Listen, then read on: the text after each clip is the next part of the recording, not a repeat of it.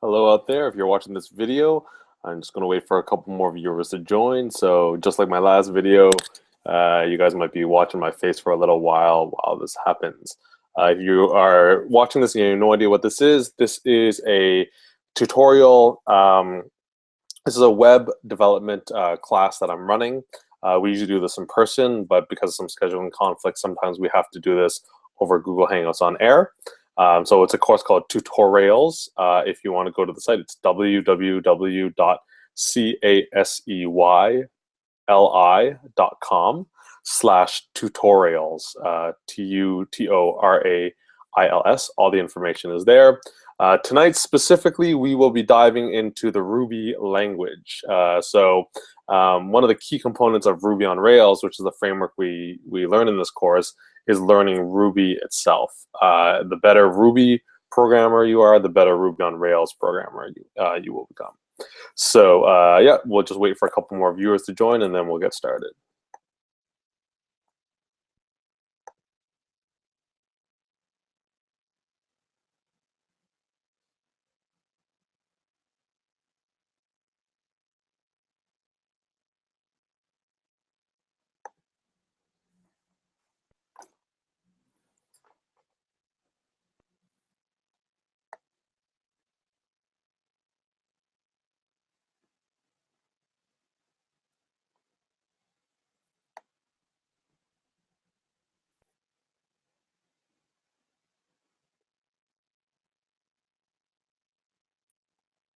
Okay, we may as well get started, and if any viewers join, they can listen in on this. Okay, so again, for those of you just joining us, this is the December 10th lecture for tutorials. Today we are going to basically dive into the Ruby language. So last week we learned all about, or the last couple of weeks we've been learning all about Web 2.0 and how Web 2.0 is this new way to program web applications. Sorry, to program websites. And the web's always been based on request and response. And with Web 2.0, when you make a request, the response comes back just the same as before, except there might be a lot of stuff done in producing that response. You may use server-side code to produce that response. You may use server-side code to actually do some processing, interact with the database, do anything that you would do on a desktop application, you might do through that and then return a response. That's what we've been learning in the past. So I'm going to share my screen to show you what we've been talking about up until now. So last couple of weeks, we talked about how Ruby on Rails does this specifically. We talked about Rails routing. So here we go. So last couple of weeks, this is the diagram that I've been trying to get burned into your head, this one right here. And so the idea is that when a web browser makes a request, to a web server, Ruby on Rails is going to do its magic with your code and then return a response right here, this HTML file, or an HTML file in general, but really any suitable response, any HTTP response can be thrown back there. Now, what we talked about is these four components, and we kind of dabbled in them. We kind of did a quick demo just to show you how things work. When you go to a routes file, go to the controller. We didn't touch the model, and then go to a view template. So last time, let me just bring up that source code here. So Sublime.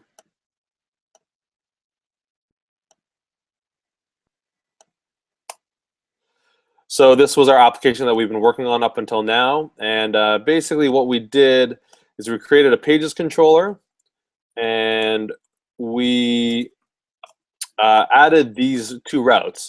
We arbitrarily created two different routes, one called /home and one called /house. And they both forward to the pages controller and the home action. So this is how you specify a route in general, and they only respond to the GET request in this case. So if you type in /home, you'll get that. If you type in /house, you'll be forwarded to this pages controller right here. And then at this pages controller,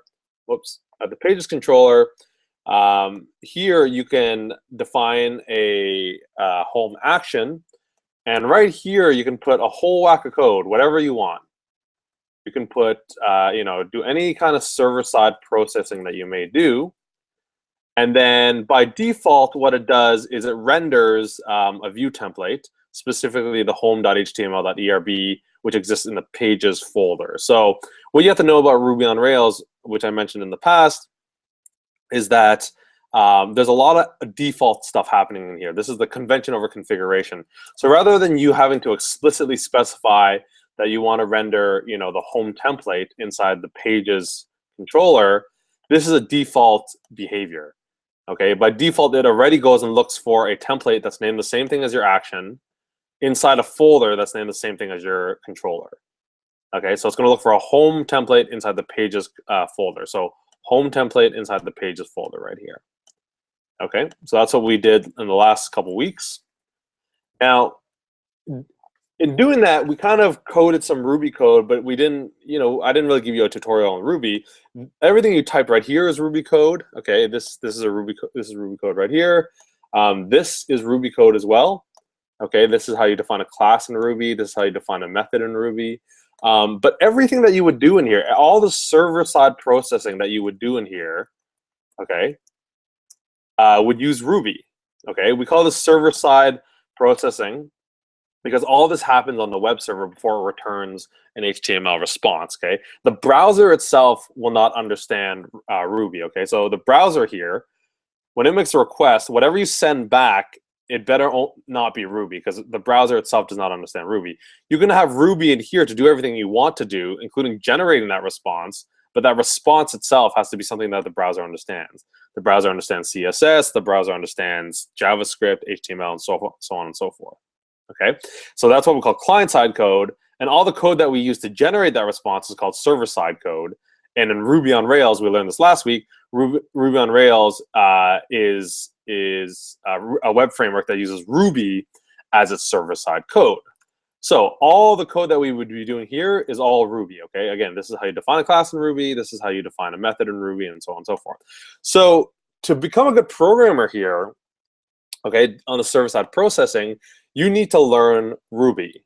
Okay, so Ruby is a language just like Java or just like C#. It's an object-oriented language. For those of you who have programmed C# or Java before, you'll know how this works. Just a little bit of different syntax. There's some new concepts and things that it uses more heavily than those other languages. That's what we'll be learning today. And so you'll be using all that code in here. You'll be using that code in your models. And what we'll learn eventually is that we can actually scatter our HTML with Ruby as well. Last week when we created this template, home.html.erb, this was just straight up HTML. But the reason it has this ERB extension at the end, it's called embedded Ruby. So you can actually use Ruby inside your HTML. Now, what ultimately gets returned to the browser is not Ruby. That Ruby gets converted into some kind of HTML and thrown over. But we'll get to that. We'll get to that in later lectures. Okay. So today it's all about learning the Ruby language so you can code stuff here. What if you want to add two numbers together?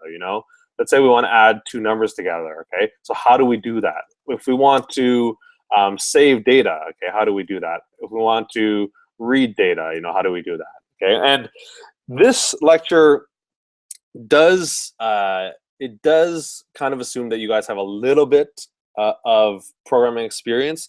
Hopefully, you've programmed in some other object-oriented language.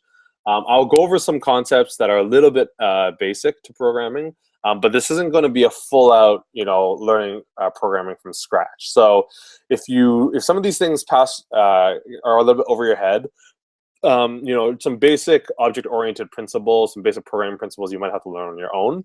But that being said, you can still program a very powerful website without knowing everything about Ruby and knowing everything about object-oriented programming. In fact, a lot of object-oriented principles you can probably not even need to know and get by learning Ruby on Rails, just kind of following examples and so on and so forth. But that being said, the more Ruby you know and the more you understand object-oriented principles using a language like Ruby, the better programmer you'll become. Okay? So that's what we're doing. We're going to learn Ruby in here. Now, the cool thing about Ruby is that we can write a lot of test code here. We can write a bunch of code here just to test out. We can, we can add 2 numbers here if we want, and see what the results are and spit them out to the website and stuff like that. We can do all that within the Ruby on Rails framework.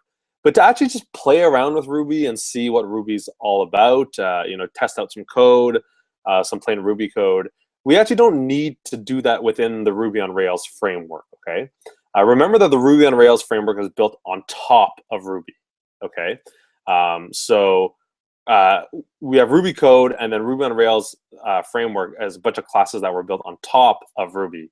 So we don't necessarily need to deal within the Ruby on Rails framework just to play around with Ruby, okay? So that's exactly what we're going to do. We're not going to actually deal with our source code today, okay? We're going to put our project aside, okay? And we're going to deal with a little tool that actually allows us just to play along with Ruby and not worry about the Ruby on Rails framework, okay? So the big thing to understand here, what we're learning today is purely Ruby code, okay? It's what we're learning Ruby code to prepare us to actually code our web application using Ruby on Rails, okay? So we're not actually learning Ruby on Rails stuff today. We're just learning pure Ruby code. And then we'll use that Ruby code inside our Ruby on Rails framework to code a really nice website, okay? So everything you're doing today is purely Ruby, okay? I doubt we'll get past that today. If we do get past that today, we can dive a little bit more into Ruby on Rails. But I think in the hour and a half that we have together here, it's going to be strictly Ruby we're learning today. Okay, so there's a difference between Ruby on Rails and Ruby. Okay, now to make things a little bit more confusing on that note, is that Ruby on Rails actually adds functionality to standard Ruby classes. So when you talk about Ruby strings, Ruby arrays, those kind of things. So when you talk about Ruby strings, Ruby arrays, Ruby integers and floats, and all these Ruby classes, built into Ruby, you have a bunch of built-in methods that you can use already. But Ruby on Rails adds more functionality to those standard classes. So a Ruby on Rails array is actually more powerful than a straight-up Ruby array. Now, Ruby array is already very powerful, but Ruby on Rails adds more to that, which is very cool. So just as a third, fourth, fifth time clarification, today's lecture is purely Ruby code, okay? We'll be doing Ruby on Rails later on. You'll see some really cool stuff with that, okay? So let's jump into it. Okay, so if you ever get lost in this lecture today, if you go to the website, kclee.com/tutorrails, okay, TutoRails. Scroll down to schedule. Here we have the December 10th Hangout. There is the primer to OO programming with Ruby. Okay, most of what I say will be in these slides.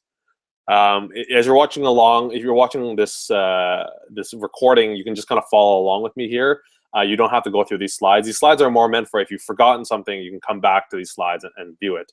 Now that being said as well, Ruby itself has a lot of documentation out there, so you can probably find a lot of great documentation out there.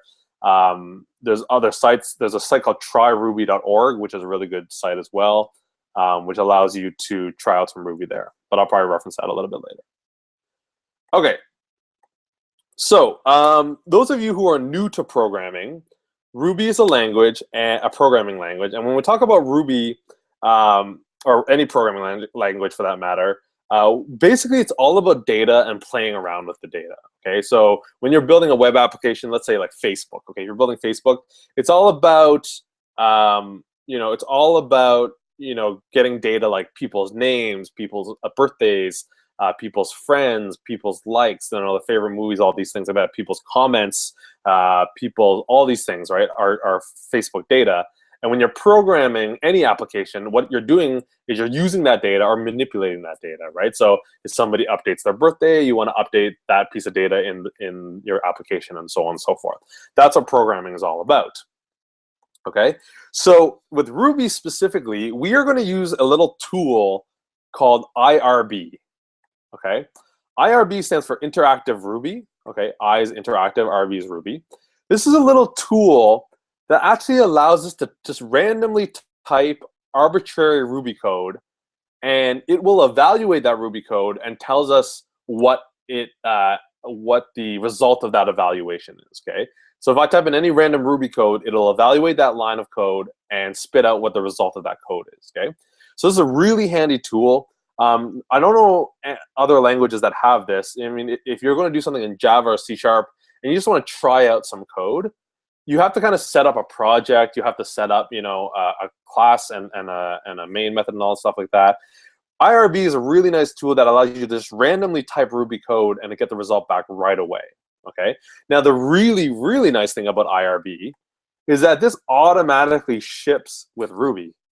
So we spent the last couple of weeks, installing Ruby and then installing Ruby on Rails. When we installed Ruby, along with it came this little program called IRB. Okay. And again, it allows you to type in random bits of Ruby code and then have the response come back. Okay. So how do we actually launch this little program? The instructions are here, but basically you open up your terminal, okay, or on Windows, your command prompt. Okay, so I'll let you guys have a little chance to do that. I'm just going to blow up my text here. Okay, so you launch up your terminal or your command prompt. Linux and Mac, it's your terminal. Okay, this is the exact same place where we actually used to run our Rails code. So we used to do cd dev, cd Rails projects, and so on and so forth. Okay, the way you launch IRB is you can actually launch IRB from anywhere in your terminal or command prompt, provided that Ruby is installed. Okay, so if you type in Ruby, let me just blow this up a bit bigger. If you type in Ruby-V, okay, and you get something back like Ruby 2.0, whatever, you know that Ruby is properly installed. Okay, that's just a nice sanity check to make sure Ruby's installed. Now we've done that a couple times, so this should be working on your guys' machines. Ruby-V. Okay, so now that we verified that Ruby is actually installed on this machine, okay, you don't have to do that every time. To actually launch IRB, all you have to do is literally type IRB, lowercase, okay? And then hit enter. And then all of a sudden, we started a program, okay? This is a command line program, okay? This is a program that's waiting for you to type some stuff, and then it's going to evaluate it, okay? So you started the program. It's just sitting here waiting for you to type some stuff in. Now, probably one of the biggest things I should teach you right off the bat is how do you exit this program? Okay, how do you get out of this program? How do you quit this program? It's actually very easy. All you have to do is type exit. Okay, so now we're back to regularly where we are. Okay, so again, to start it up, you just type IRB. That starts it up, and you just type exit to get out of it. Okay, so if at any point you need to exit the program, you just type exit and you should be good to go. Okay. Now, if for some reason you're stuck somewhere typing and exit's not working, you can also try Control-D. Okay, that's Control-D. Okay. Now, sorry, I don't mean to type it. I'm only typing it out in case people can't hear me speak. You're literally going to hold the Control button on your keyboard and hit D, and that should get you out of it. Okay. So two ways to exit: IRB and exit.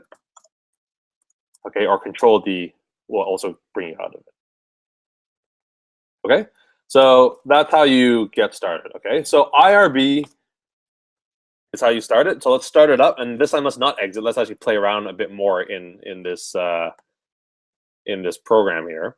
Now, IRB is what we call, I believe it's called a REPL, R-E-P-L. Okay, R-E-P-L. Read, evaluate, print loop. Okay.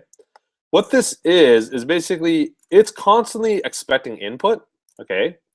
So it's going to read whatever you type in here, then it's going to evaluate that line, and then whatever that evaluates to, it's going to print out the result. Okay, so whatever statement you put in here, whatever that evaluates to, it's going to print out the result. Okay, so before we actually get into the details about variables and data types and all that jazz, let's just type some random stuff in here and see how this works, okay? So let's just do some simple math. Let's type a random number, so say 12, and let's add 14 to it, okay?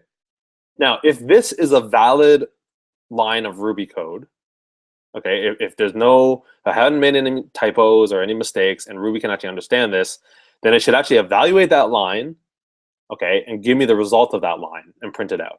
Okay. Now, if it's not a valid Ruby piece of code, then it should give me some error and tell me what that error is, okay? So let's do 12 plus 14, hit enter, there we go. Okay, so what it did is it read in what I typed. Okay, sorry, by the way, I just hit enter there at the end there. 12 plus 14 and enter. So it read what I typed, and then it spit out the result here. Okay, so this little equal arrow here, this arrow here, this is just, in IRB, it's showing what this evaluated to. Okay, so you can do any number of math operations. You could do this, you can keep typing in random operations. Okay, so 100 plus 100, okay. You can do multiplication if you want. Okay, you can do division, and so on and so forth, okay. Everything we're typing in, by the way, these are known as integers, okay, because they have no decimal piece. They're a number. They can also be a negative number, okay. So here we go, negative 23 plus 24, okay, amounts to 1. These are numbers that are adding up, or subtracting, adding, multiplying, so on and so forth. And what IRB is doing, again, is it reads it, it evaluates it, and spits out the result. Okay, that's what this equals greater than is saying. That's just the result that it spits out. Okay, so we know how to start IRB, and we know what it does. Okay, it evaluates the lines and spits out the result. That's what IRB is all about. Now let's talk about Ruby code and try out that Ruby code in here. Okay, so let's see here. Okay, so that's how you start up IRB. Now, remember, programming is all about data. Okay, so again, you're storing somebody's age, you're storing somebody's eye color, you're storing somebody's name, you're storing somebody's email address, and you manipulate that data. So the question is, what kind of data is there? What kind of data can we store? And these are kind of the main types of data that we have in Ruby. Okay, there's a couple others, but to be honest, if you know these, you should know most of them. Okay, so these are types of data. Okay, we have strings, we have integers, we have floats, we have arrays, and we have hashes.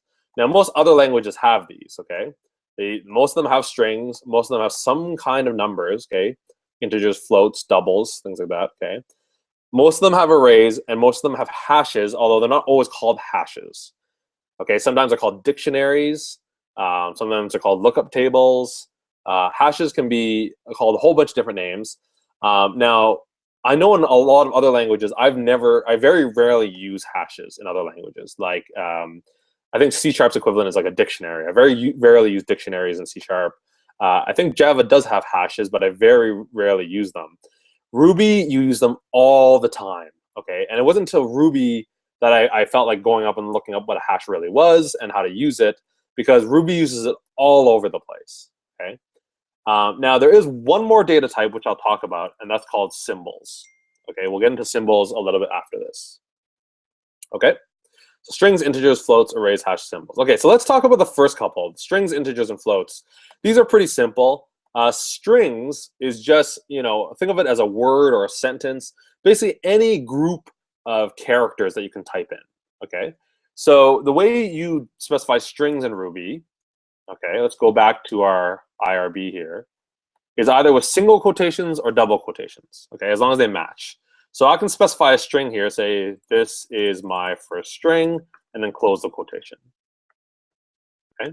Now, by the way, if you don't properly close the quotation in IRB, this is where you might get stuck, and IRB might be waiting for more information. Okay, so for example, okay, I close the string off properly, so I have the open quotation and I have the closed quotation. This is my first string, and I hit enter. Okay, so I have a string. IRB properly read that line and evaluated it, and its evaluation of that just happens to be the exact same thing.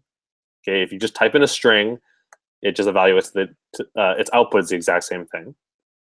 Okay, now if you accidentally didn't close that string, this is what might happen. Okay, so if I type this is my second string and I don't close that and I hit enter, I'm kind of stuck now in the state where Ruby is waiting for me to close off that string. So if I were to type exit at this point, it actually doesn't exit because I'm still within that string, right? So now if I close it off, okay, there, it closed it off. And you'll see this is my second string. And then there's a character here called /n, which is equal to the new line. and then another /n here for another new line. Okay, so that's why I say Control D sometimes to exit, because sometimes you don't know where you are. Sometimes you get stuck. If you're not kind of if you're not able to see why you're stuck, then Control D will get you out no matter what. Okay. Sometimes it is good though to try to fish around and try to figure out why you're stuck in there. Okay. That was a little side note. Let's get back to the real thing. Strings. Okay. So strings again are just any random set of characters. Okay. They can be numbers, spaces, anything, as long as they're enclosed in quotations. Okay. Now again, I says double quotations or single quotations. Okay. So you can have single quotations to do the same thing. Okay. Those are strings. Okay. Now again, as you can see, strings just evaluate to strings themselves. Okay. Now it's funny because strings, just like numbers, you can actually add, but it has a different effect. So if I say Casey and I add, Lee, you'll see adding two strings together does what we call concatenation. It actually puts them together and creates a brand new string.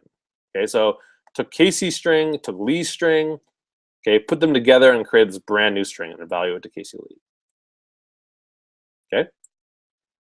Now, something I should note at this point. Okay, so those are strings, integers and floats. Sorry, let's do integers and floats as well. Okay, so integers are just again any number, positive or negative. So you can say 1, 2, 3, or you can do negative 30. That's an integer. And a float is anything with the kind of a decimal. Okay, so you can do like 3.14159. Okay, that would be a float. Anything here you can just type randomly in, and then you'll see what it evaluates to. Okay, so those are strings. These are integers. These are floats. Okay. Now, what we've been doing up to this point is we've been just typing in random Ruby code, and then we haven't actually we get Ruby to evaluate it. Okay. Okay, so Ruby evaluates this line and comes up with this, but we haven't actually gotten to the point where we're able to reuse that information, right? If you think about it, like if you were to enter, your email address into Facebook, right? It'd be really weird if it didn't actually save that information anywhere, right? It'd be really weird if everything you had to do with your email address, you had to type it in. Let's say every time you left a comment, you had to type in your email address. Every time you liked something, you had to enter your email address. Every time you posted a picture, you had to enter. It'd be really weird if it never really saved it, right? So what we do in programming, and hopefully most of you are familiar with this, is you actually assign any pieces of these data, okay, or the result of this data, you assign it to what we call a variable, okay? Now, a variable is very similar to a variable in math, okay? It's basically, the way you can look at it, it's a container, okay? It's a container that holds a piece of data. Okay, that's not exactly true if you get into the nitty-gritty details of it, but for all intents and purposes, we can look at it that way. It's basically a container, and it stores a variable. Sorry, it's a container that stores a piece of data, not a variable, and that's called a variable. And once it's stored in that container, we can basically treat that container as if we were dealing with the piece of data itself. Okay? Once we store a piece of data inside a variable, everything we could do on that piece of data, we can actually basically put in place of it that variable. Okay? This will be a lot easier to understand once I show you how that works. Okay? Now, unlike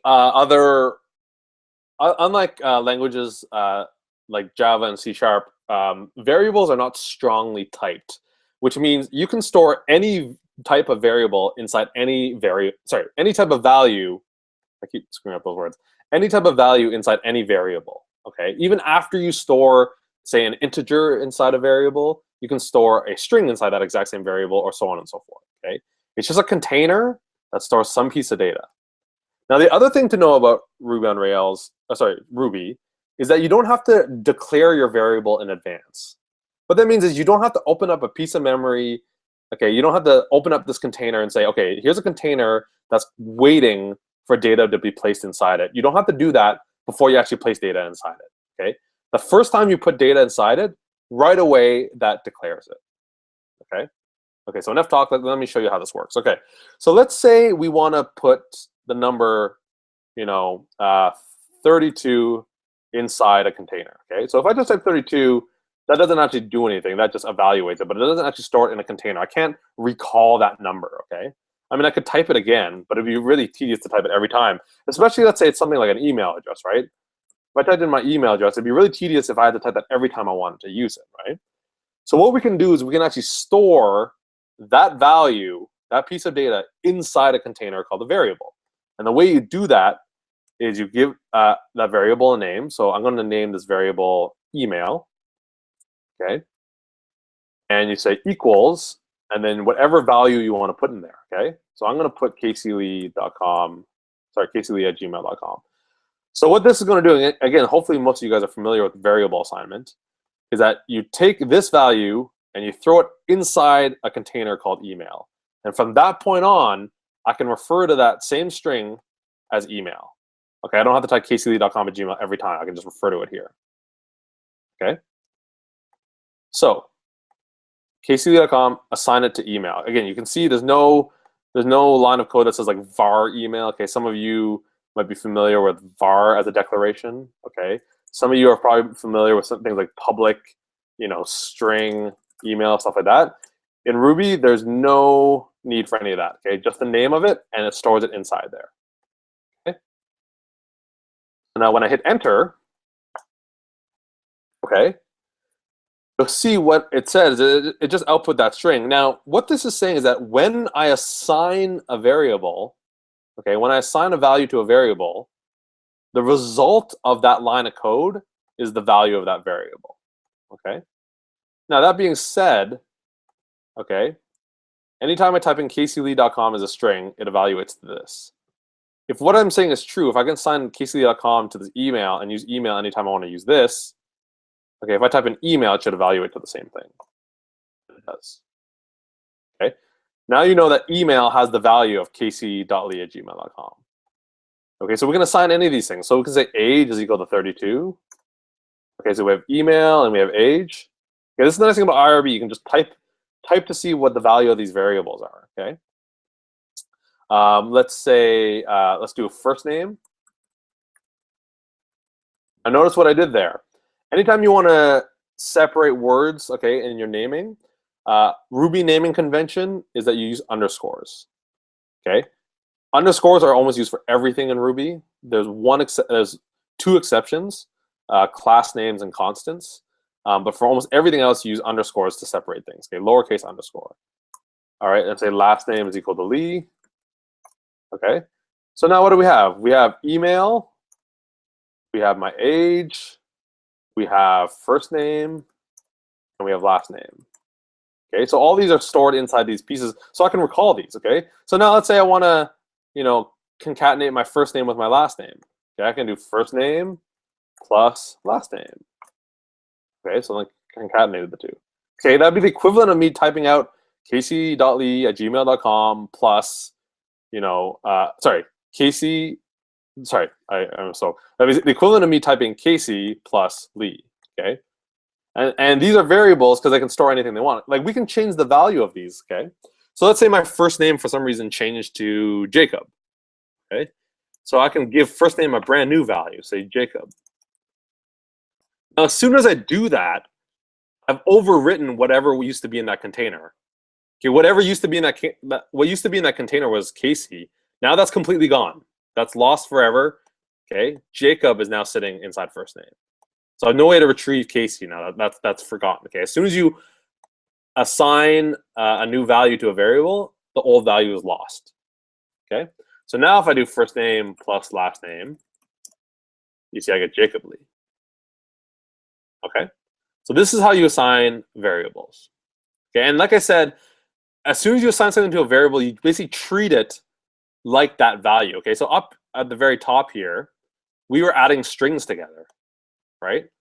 Now, because there were strings, the effect is basically a concatenation. If it was integers, the effect would be adding those two numbers together, right? So same thing down here. When we assign them to variables, okay, when we assign them to variables, right, you can basically use the exact same thing in place. So first name plus last name is, you can basically read that as whatever the value was in here, so Casey, plus whatever the value was in here, Lee. And then because they're both strings in that case, concatenation happens, okay? So let's look at that, for example. Let's reassign first name to a number. And let's reassign last name to a number. Now if I add the two together, look, I get a number. I don't get concatenation, right? Because these are both integers. So when you add integers together, you get the sum of those two. You don't get them smashed together in a string like this. Okay? So that's how you assign variables. It's very simple. You just type the name of the variable, okay, and equal to some value. Okay. So that's how you put and save some pieces of data inside variables, and so you can reuse them over and over again. Okay. Now, remember how I said strings can be two types. They can be double quotations, okay, or they can be single quotations, right? What's the actual difference between the two? Oops, that was a complete lie there. They're single quotations. What's the difference between the two? Well, double quotations actually allows you to put variables and have their value their value of their variables evaluated as a string inside this. Okay, so let me give you an example of that. So let's reset our first name back to my name. Let's reset my last name back to my last name. Okay. So what we can do here is we can have a string that says something like this. Hello there, okay, and then I want to put my name here, and then just exclamation mark. Okay, so how do I fill in my name here? The way you do that is if you ever want to put variables inside your string, okay, you do a hashtag, okay, or a pound sign, open curly brace, close curly brace, and then you put the variable name inside there. Okay, I'm going to put both my names. So I'm going to do first name and last name. So what this does is Ruby takes this and it takes the string value of whatever you put in here. Because we're inside a string, it takes the string value, okay, and it takes the string value of this one and replaces those with whatever their actual value is. Okay, so when I hit enter, you'll say I get hello there, Casey Lee. Okay, this is what we call string interpolation. Okay, I mean, we could have easily done this as well. We could have done plus this. See what I'm doing here? We could have done this. We could have done hello there, space, plus my first name, plus a space, plus my last name. Get the same thing, right? This just looks a little bit cleaner, right? This looks a little bit cleaner than typing out all this. And not only that, is that this can be this can be a little bit dangerous in some situations. Okay, so string interpolation. Now, this can only be done with double quotes. I'll show you what happens when you do this with single quotes.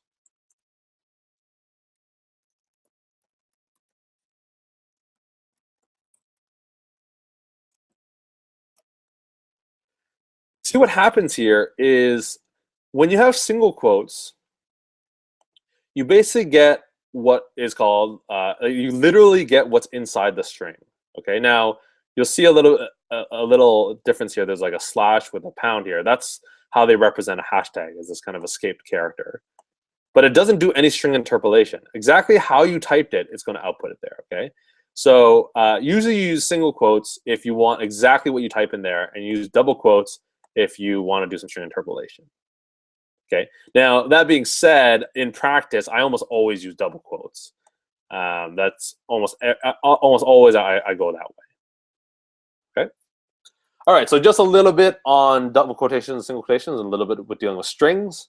We talked about how to assign values to a variable. Okay, you just have to type it and hit equal. Sorry, type the name of the variable equals and the value. You don't have to declare it or anything. You don't have to declare a type. As you can see, we put Jacob inside first name, and then we put the number 23. So we put a string inside first name, then we put a number inside first name. Okay, so that's that. Okay, so those are strings and floats and integers. We talked about how to assign them to variables, and then we did a little sidebar on string interpolation. Okay, let's move on from that. let's talk about two more interesting, very interesting data types: arrays and hashes. Okay, these things are a bit more powerful, and they do a lot of very, very interesting things. Okay, so arrays. Let's talk about arrays first. Okay, so an array is basically a collection of items. Okay, where each item is called an element. Okay, so every value is an element. Okay, so it's a collection of a bunch of pieces of data. Okay, so each value is called an element. So in this case, Casey is an element, John is an element, 23 is an element, 34.12 is an element.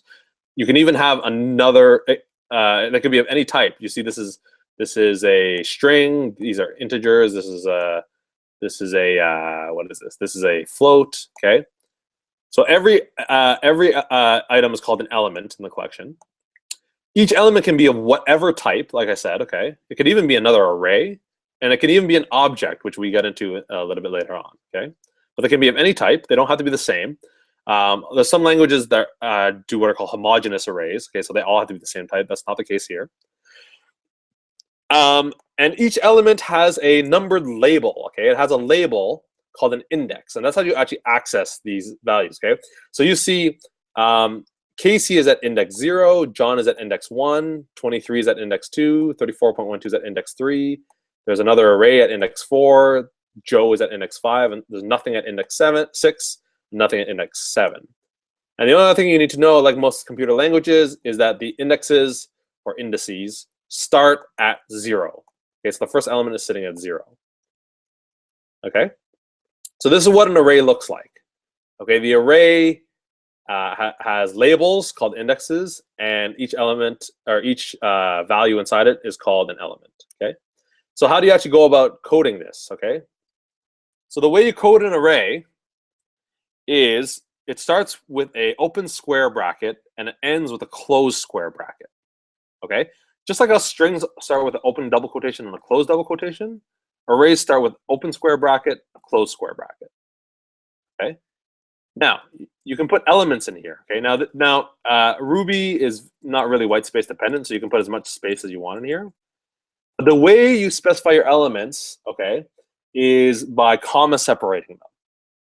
Okay, so let's say we want to create an array with a bunch of strings in it. Okay, so let's say we put in, Casey as a string. Okay, so let's put a string in here, Casey. Now the way we add more elements to this array is we comma separate them. Okay, so we put a comma, and I want to put in another one. Okay, say John, Joe, Jake, Jill, Jane.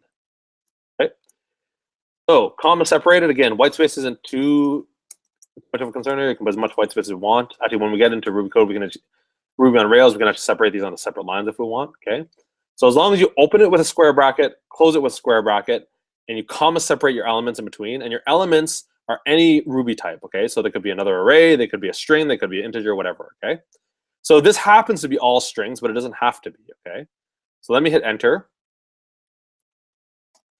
Okay, and there we go. The array was evaluated to this. Okay, again, not very useful when we just type it out. Sometimes we want to save that to a variable. Okay, so let's say my array.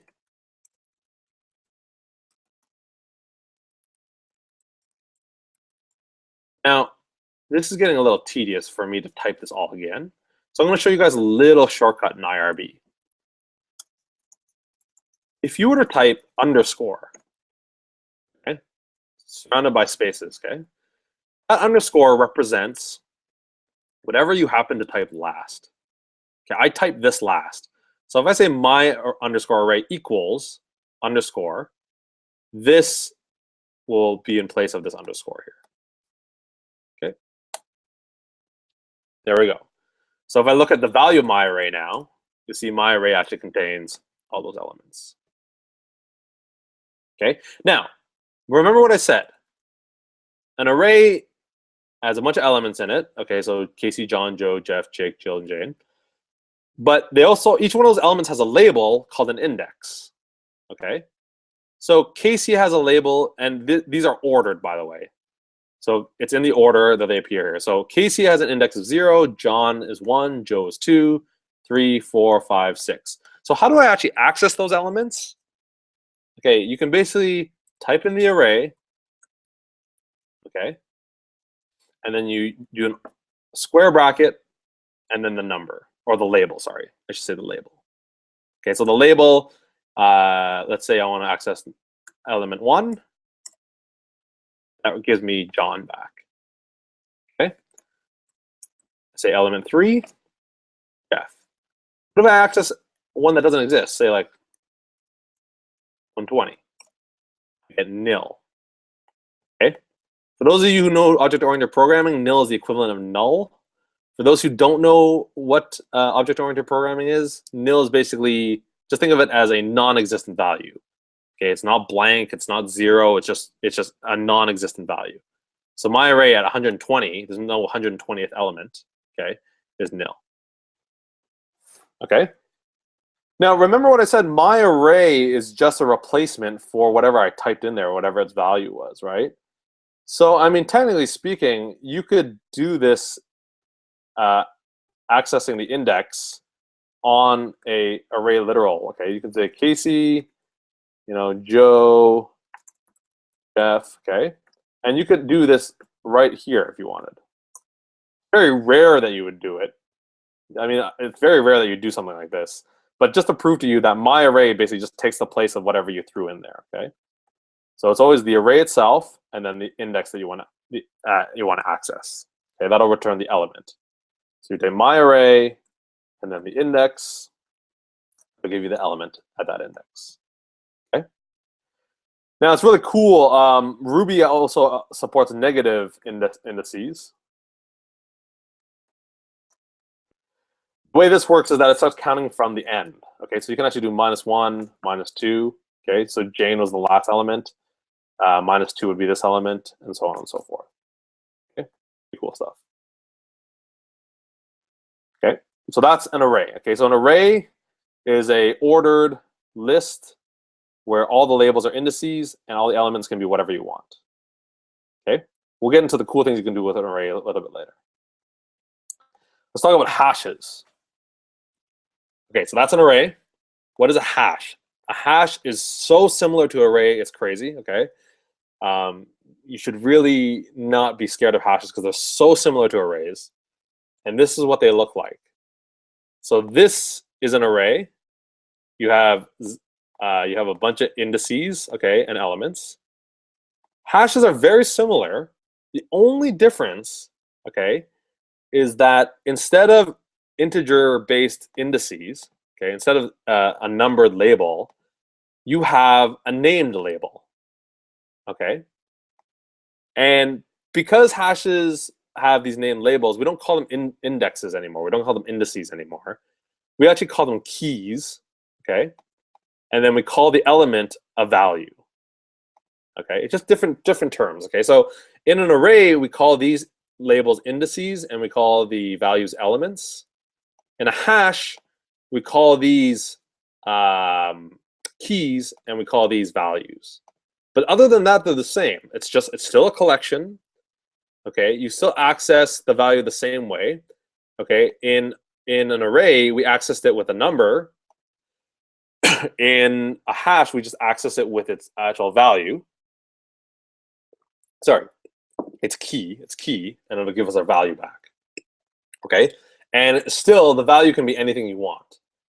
Now, the interesting thing that is not very common, but it can happen, okay, I should mention, is that each key can be of whatever type you want.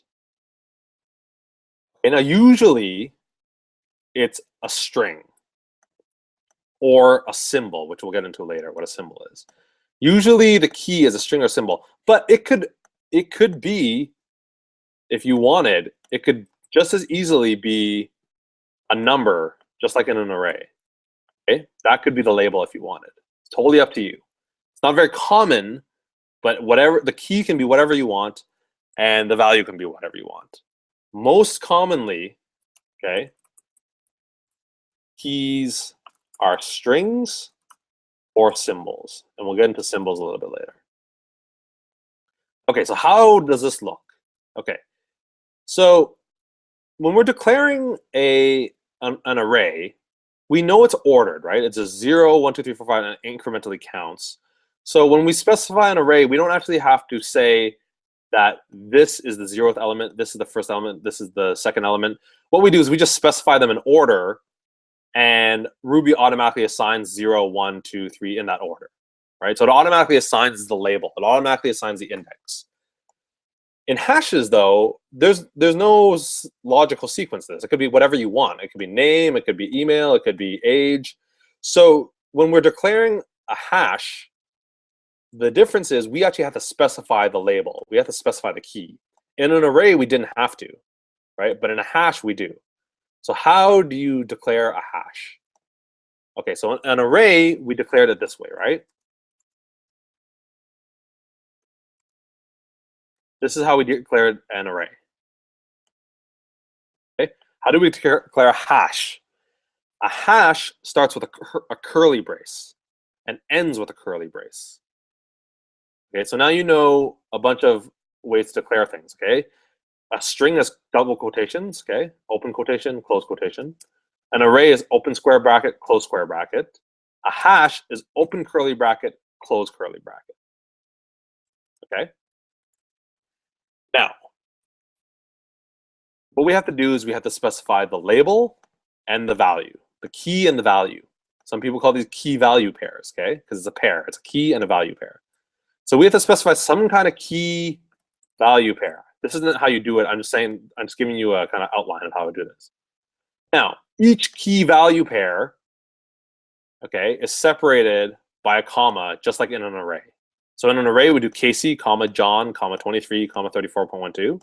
Well, same thing here. For the key value pairs, we'd separate them with commas, okay? So our first key value pair, our second key value pair, our third key value pair, and so on, okay?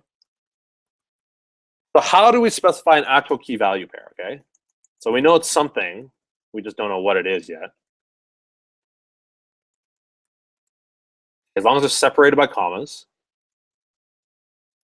Okay.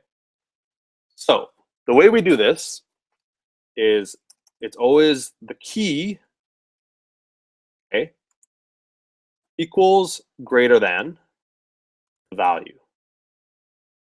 Okay, this is how you specify them. Key and then value. Key and then value. Now, the actual key and value themselves have to be valid Ruby data types, okay? So they can be strings, they can be integers, they can be whatever you want, okay? What did I say? Keys are very commonly strings or symbols, okay? So keys are very commonly strings, so let's use strings for now, okay? So let's say the first key is going to be name, and its value is going to be Casey Lee.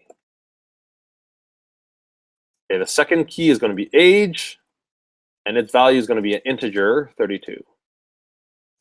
The third one is going to be email, and its value is going to be a string, casey.lee@gmail.com. Okay. So this is how you specify a hash. Open curly brace, close curly brace, comma separated key value pairs. The key and the value are separated by equals, greater than sign, making an arrow. And the key can be any type, and the value can be any type, as long as they're valid Ruby types. Most commonly, the keys are strings, but more common than that, actually, they're called symbols. Again, I'll show you what a symbol is in a second. Okay, so let's just do this, okay? If I hit enter, boom, that hash is created. Okay, let's assign that to an actual thing like we did with my array. Let's type that again just for good practice. My hash equals open brace, close brace. Okay, name, Casey Lee, age, 32, email, whoops, casey.lee@gmail.com. Okay.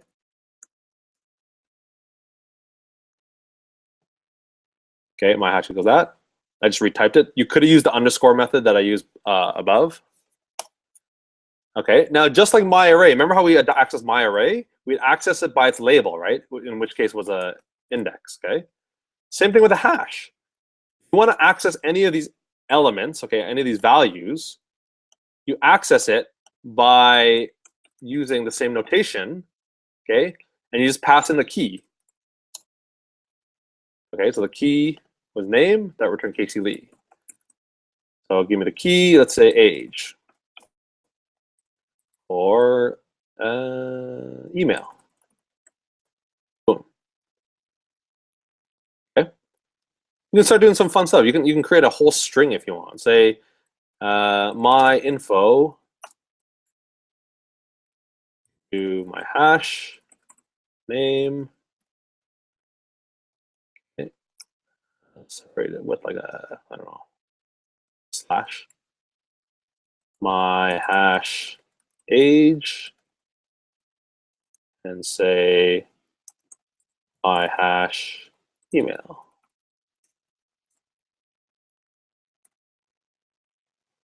Okay, now we are mixing and matching a lot of things here, so just be careful here. So in this case, when I use the hashtag and the curly brace, this is not a hash. Okay, this hashtag with an open curly brace, that's for string interpolation. Okay, there's no hashtag in front of here. This hashtag, sorry, there's no hashtag in front of these curly braces. This is for declaring hashes. In this case here, okay, this is for string interpolation. So basically what you can think about is anything between these two, it's going to replace with whatever this evaluates to. Now we saw this evaluates to Casey Lee, this evaluates to 32, and this evaluates to email. Right? So basically what should happen is we should get a string that says my info, Casey Lee /32 / Casey Lee, casey.lee@gmail.com. Okay, there we go.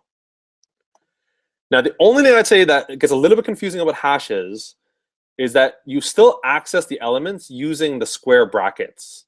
Okay, you declare it using the curly braces, but to access the elements, you still use the square brackets. Because the way you can think about this is anytime we use the square brackets on the end of an array or hash, is we're passing it its label, right? We're passing it its label.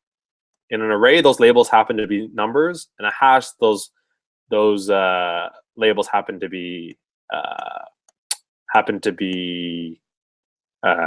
well, they could be anything, but usually they're strings.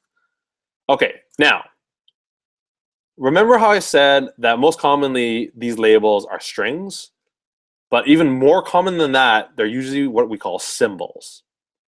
Okay, they could be anything. Remember, they could be integers, they could be strings, they could be floats. Okay, they could be whatever you want. Most commonly they're strings, and more commonly than that, they're symbols. Okay, that's probably a grammatical contradiction there by saying most. Okay, so how do we declare a symbol? Symbols are very close to strings. Okay, so we can have, let's see here. If I put a string here, it evaluates to Casey, right? How do I write a symbol? A symbol is very simple. It starts with a colon, okay, and then there's a bunch of characters after that, okay? That's how you declare a symbol. It starts with a colon, okay? So there's something kind of interesting here. So what is a symbol exactly? So let's say I type, like, let's say I interpolate a string, okay? So say like my name is, okay? Actually, let's do it this way. Name string equals Casey. And we'll say name symbol equals Casey. Okay, so let's see how this plays out. Let's say this, okay, my name is, let's see what happens when we do this. It says my name is Casey. Let's see what happens if I do symbol. By the way, you probably noticed that I was able to type that very fast. If you just hit the up arrow key, that'll bring up your last command that you typed in. Okay. Now, this is kind of interesting. So when I get the string value of the symbol, it's the exact same as this value here, right? So what's the difference in the two? Well, the main difference in the two is that a symbol, this gets a little bit technical, but a symbol doesn't have to create a brand new piece of memory every time it's typed out. Okay, watch this. If I were to type Casey, and type Casey again, type Casey again, and type Casey again, Okay, even though those four have the exact same value, every time I typed Casey, the computer had to open up a piece of memory and put this value in it. Okay, these are actually four different instances that happen to the exact same value. And I'll prove it to you. You can do that by typing something called the object ID. Okay, every time I type this, see it's a different value. Okay, this is an address in memory. Okay, and every time I type it is a different value. The thing with a string, though, is a string is a symbol. The thing with a symbol is that it's a reusable string. Okay, so if I type in Casey and I type in Casey again, the exact same letters, these two are the exact same piece. Okay, it doesn't require to create a new place in memory. And in fact, if you do that, you'll see every time I type this, it's the exact same address. Okay, so if you don't really understand that, just think of this as strings and symbols are generally interchangeable. Okay, where a symbol can be used, a string can be used. Okay, where a string can be used, a symbol can be used. The one thing with a symbol, though, is that it's more memory efficient, and in most cases, a lot of cases, certain methods in Ruby, certain things in Ruby are wanting a symbol instead of a string because it saves on memory. Okay, so back to my comment here. A lot of hashes use strings as its key. But more common than that, the most common way to do a hash is to actually use symbols. Okay, to actually use symbols for its key. So let me show you how that looks. Okay, so before we were declaring my hash, right? And the way we did that is we said, name, and the name is Casey, age, and the age is 32. That's what we did before, right? So now if we want to access the hash, we do name as the key, right? And age, just accessing the labels. So in this case, the labels are actually strings, right? Whatever on the left side of the arrow is a string. Now, in Ruby, again, it's more common that the keys are actually symbols. Okay, so rather than using the string name, we use the symbol name. Okay, but the value is still a string, and age is the same thing as well. Okay, I shouldn't even say actually it's that common that keys are strings.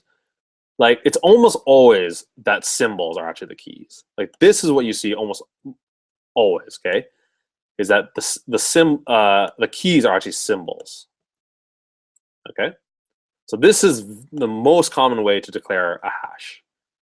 It's symbol and then value. Okay, so let's do another hash.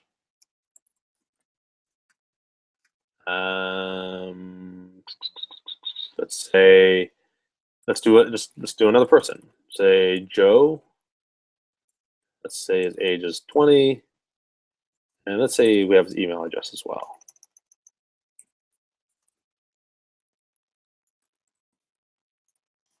There we go. Okay, so my second hash, if I want to access the name of that, I just pass in, again, you just pass in whatever the key was. Okay, the key in this case was a symbol. Okay, and what about the first one? Okay, so that's what a hash is. You really want to get used to this syntax or how to declare a hash. You really want to get used to this idea that what it is a bunch of key value pairs. Okay, it's a container with labels, and the labels happen to be symbols. Okay, because we'll be using this a lot. Okay.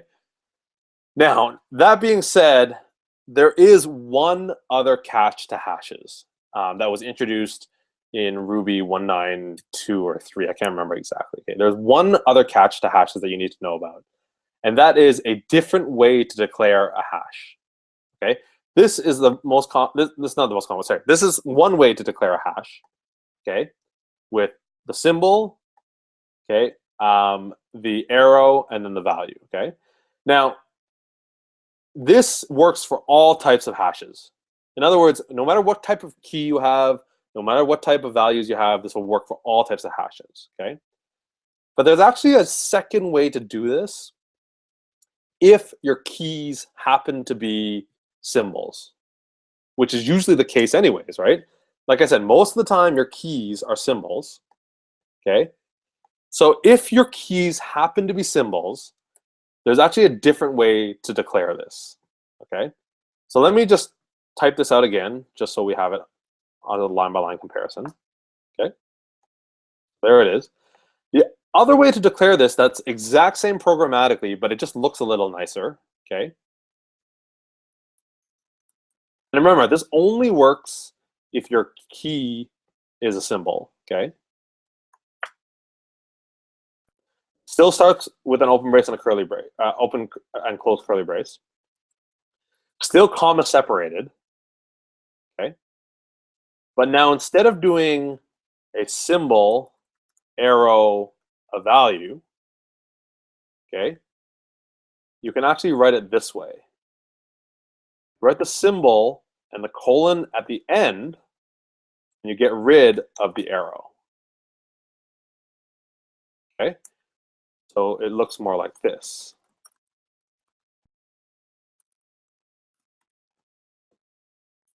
These two statements are the exact same thing. Whoops, sorry. It's just a different way to express it. And this is becoming more common, by the way. This looks a little bit like JSON, for those of you who know what JSON is, okay? Or a JavaScript object. It looks very similar to that, okay? Now, something to note. The colon cannot have a space after the letters, okay? It has to be right up against it. That's unlike JavaScript, by the way, okay? To do this, you have to put the colon right after, and you get rid of the arrow, and then you put the value. And remember, this only works if your keys are supposed to be symbols, which again is mostly the case, okay? So in class, this is most likely what you'll see me type. Okay, I'll use this syntax most of the time. Okay, so symbol, colon, KC, age, colon 32. Okay, now the way you access it is the exact same way though, look.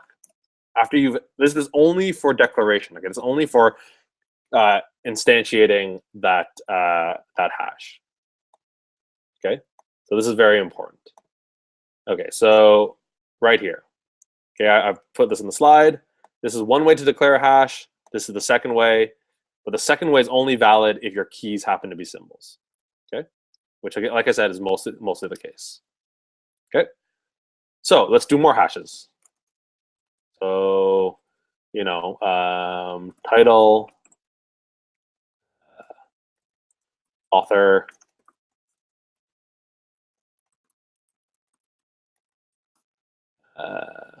you know, pages. There you go. Okay, and so I can access that hash any way I want, and so on and so forth. Okay, so that's hashes. Very important concept in Ruby. All right, and that pretty much covers data types. Okay, we talked about strings, we talked about integers, we talked about floats, talked about arrays, hashes, and symbols. That's everything to do, okay? Now, when we actually store these hashes, okay, and we store these arrays and we store these strings and all this stuff here, these are what are known as Ruby objects. Okay, I'm not going to do a full lecture on object-oriented programming, but the main thing to know about it is that when you store something in a variable, not only when you store something in a variable, when you create an object, okay, like a string, a hash, an array, or whatever, you have access to a whole whack of operations on that piece of data, and these operations are called methods. Okay, so let's take an example here. So let's create a string. Okay, so my string, and we'll say Casey. Okay, so now I have my string here. Now that I have my string sitting here, I have a whole whack of operations I can perform on this string. Okay, I can say, get me the reverse of this string. See how it gave me the reverse of that string? I can say, get me the size of that string. Okay, so the size is 5 characters. I can say, get me the uppercase version of that string. I can say, get me the lowercase version of that string. Okay, a lot of cool things you can do with that. Okay. same thing with like arrays and hashes, okay? So like, let's say we have an array.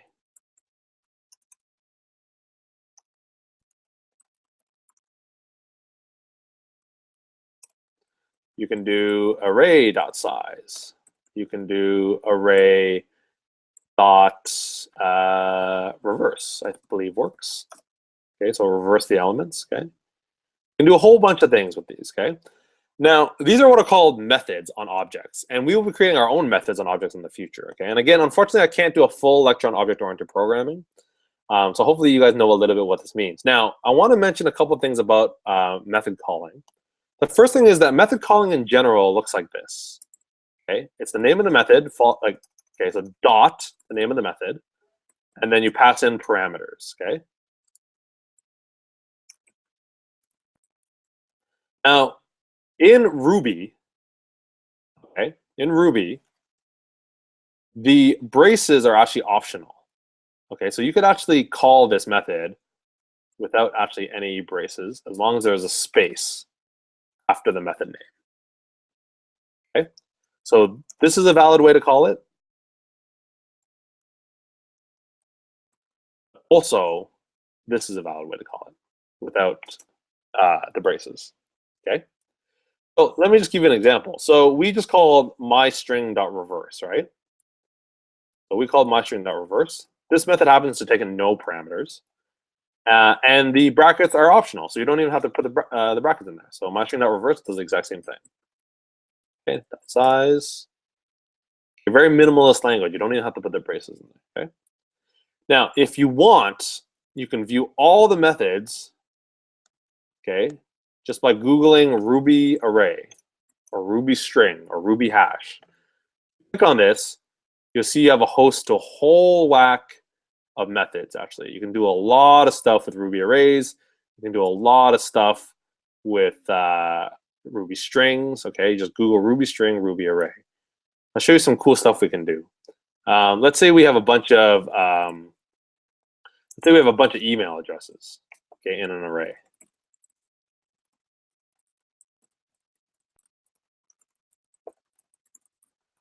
I have all these email addresses in an array. Actually, let's store it in a variable. Okay.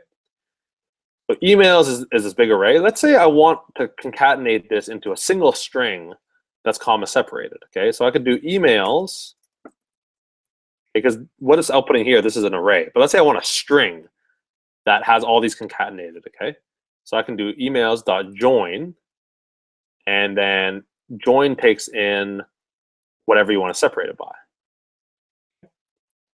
Now again, I don't actually need these braces, right? So I can take those out. There we go.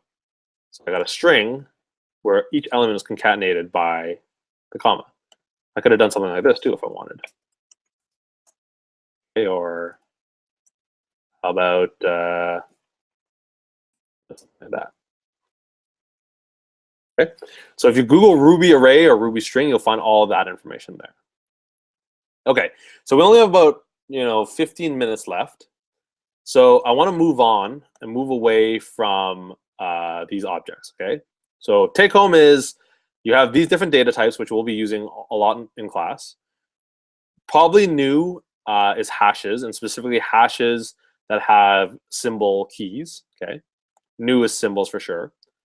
And assigning them to variables and then playing around with them. Okay, there's a lot of sample code in the notes. Okay, so for example, here's a bunch of methods that you can call on arrays. Okay, here's a couple of methods that you can call on a hash, and so on and so forth. But you can Google a lot of that stuff. All right, I want to move on quickly to, again, in the last 15 minutes, I just want to move on to if statements and iterating through an array. Okay.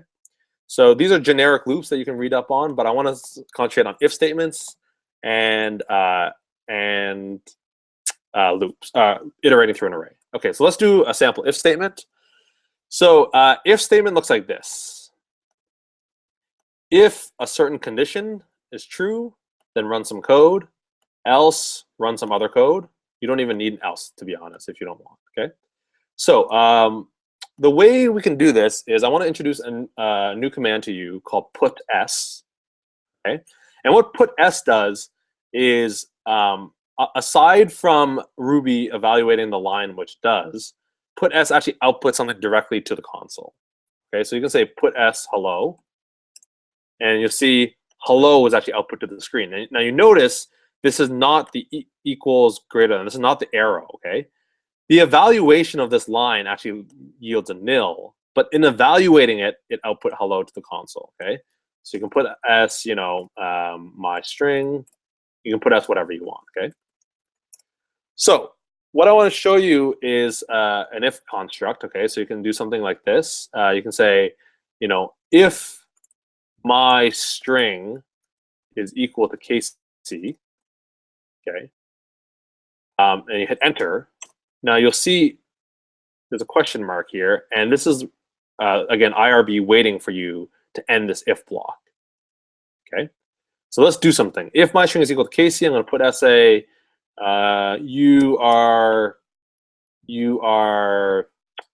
the teacher of TutoRails. Okay, and then we want to end it. Okay, so we just end, and then it runs. So again, these question marks saying that your statement is not done because it's looking for this end statement. Okay, so if statement looks like this: if a conditional and has to have an end, optionally it can have some else code. Okay, so let's write that again. If my string equals Casey, put s, you are the teacher, and say else, put s, you are the student, end. Okay, since my string actually is equal to Casey, it does do that. Okay, if my string was equal to something else, let's say, okay, and we type that exact same thing again.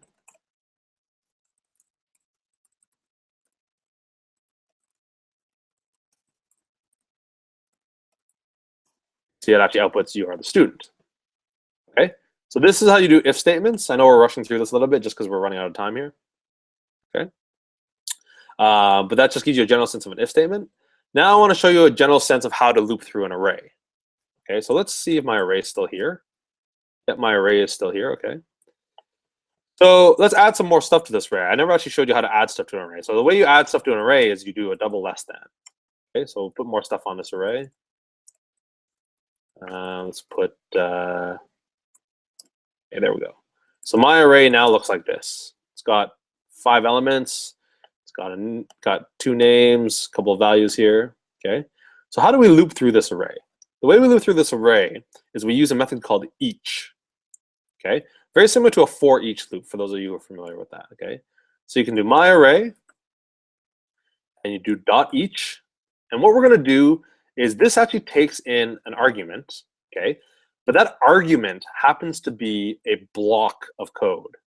Okay, so this is a very common construct in Ruby where methods take in a block of code. Okay, and the way a block of code looks, let me actually show you on a different piece of paper here.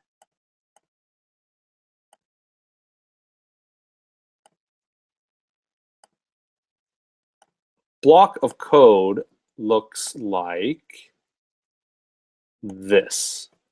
Let me blow this up for you guys. Okay, so this is dot each. Okay, this is what we're doing. We're doing array dot each. And this piece over here, okay, this piece right here is a block, okay, from do to the end.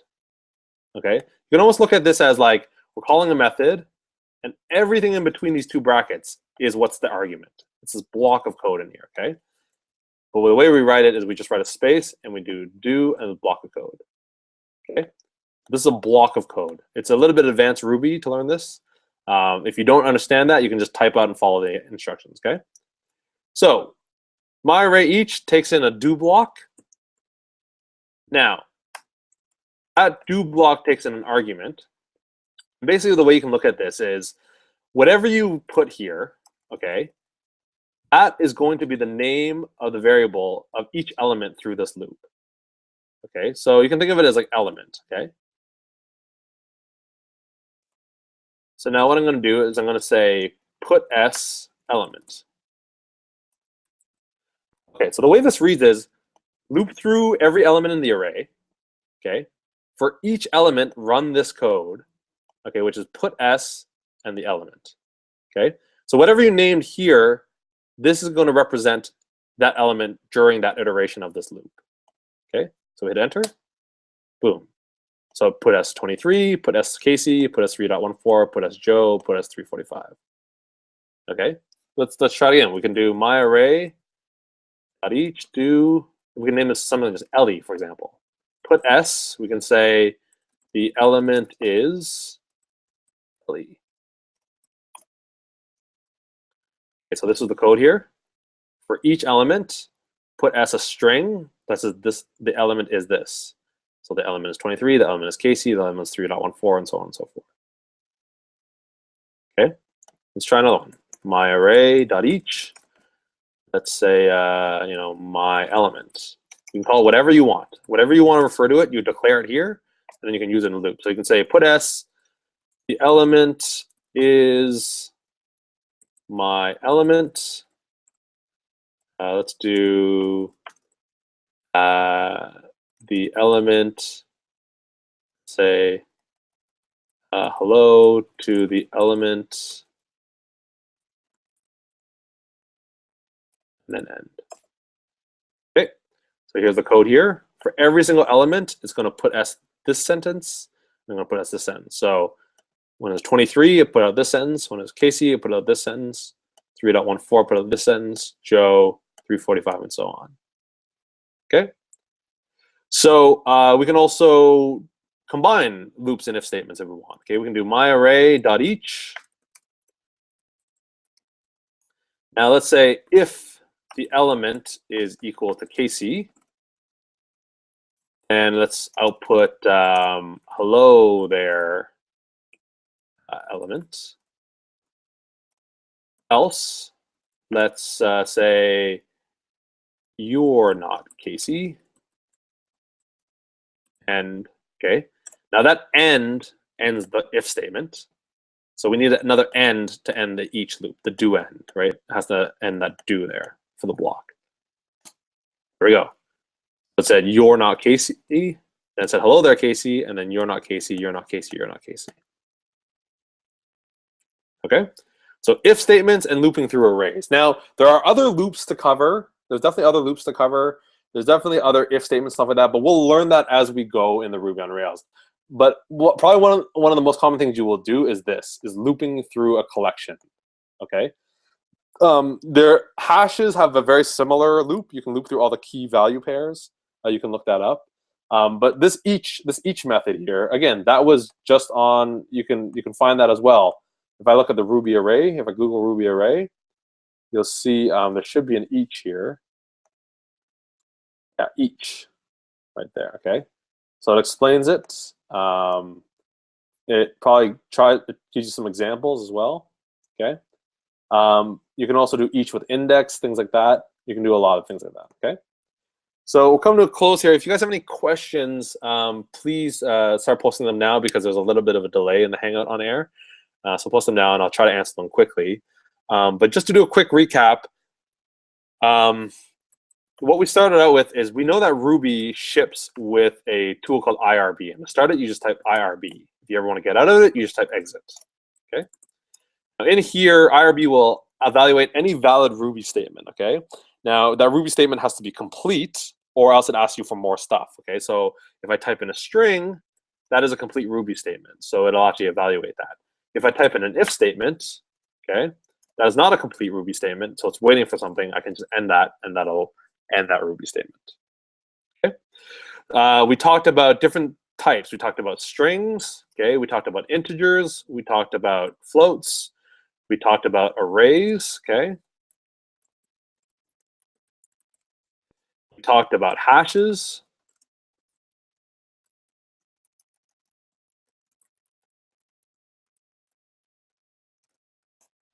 Okay. We talked about symbols. Okay. Then finally, we talked about if statements. Okay.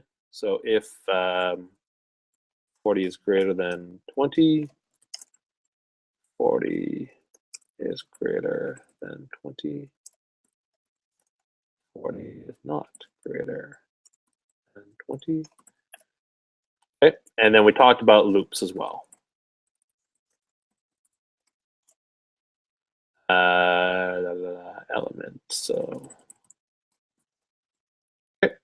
Let me give you a little bit more useful example. This is kind of a good way to cap all this off. This is kind of interesting. Let's say we want to store an array of people. Okay, so let's create an array of, like, say, students. Okay. Now, what's going to be cool here is that each element of this array will be a hash. Okay. Remember, I said the element can be of any type. It can be other arrays, can be other hashes. So let's create this hash here.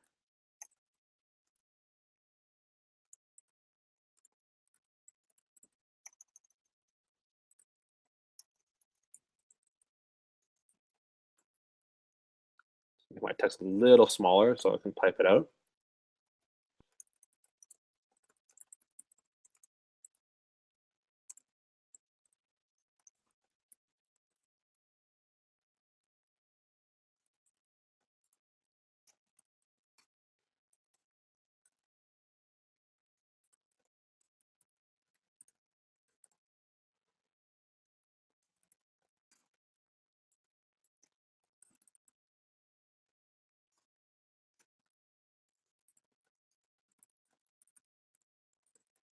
Okay, so what I have here is I have an array called students. Okay, open square bracket, close square bracket. And every element is comma separated, like a normal array. But each element just happens to be a hash. Okay, so I have one hash there, another hash there, another hash here, and another hash there. Okay, so if I look at students, it's a bunch of hashes. Oh, wait, did that not take? I missed a double quotation. Oh, I missed a quotation right there. Okay, I'll have to retype that actually. See, this is where we get stuck. Okay, let me just exit here. Not a very good demonstration. Let me do that one more time. I just copy and paste this. And I forgot a quotation on casey.lee@gmail.com. Hopefully that's the only thing I forgot.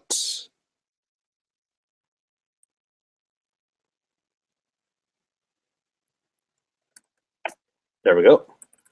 Okay, so if I look at students now, okay, it's this array of a bunch of hashes. So I can loop through that array just like before, okay? Each one I'm going to call student. Okay, the array is called students. Each one I'm going to call student. And what I'm going to do, I'm going to output all the information, okay? So info. So I'm going to take that student and access its name and access its email. And there you go. So info, Casey Lee, casey@gmail.com, Joe Smith, so on and so forth. Okay, that's kind of a nice little summary to close it off and cap off an array of hashes. Okay, so let me check if there's any quick questions I can answer. Doesn't look like. Okay, so thanks, guys. I know there's only 2 viewers watching right now, which is unfortunate, but everyone has exams, so thanks for tuning in. I will be posting this, so hopefully we'll get some more people watching the recording after this. Also want to mention that everything I typed just now, okay, that will be in the class log. So if you go to the website itself, caseylee.com/tutorials, there's a class log button there. I'll be posting that stuff there. And again, if you have any questions, post on the Google group. There is one site you should also try, tryruby.org, tryruby.org. That's a really fun place to play around with Ruby. But IRB is a great little tool that you can use. I still use it today. If there's something I question about Ruby, it's like, can I actually do that in Ruby? I fire up IRB and I type it in and I see if it works or not. Okay, so very cool stuff. Thank you guys for joining. That's it for now. We will see you guys back in January. Tentatively scheduled January 14th, 2015. I'll be having another Google Hangout, and that will be continuing our advanced CSS workshop. So thanks again, guys, and we'll talk to you guys later.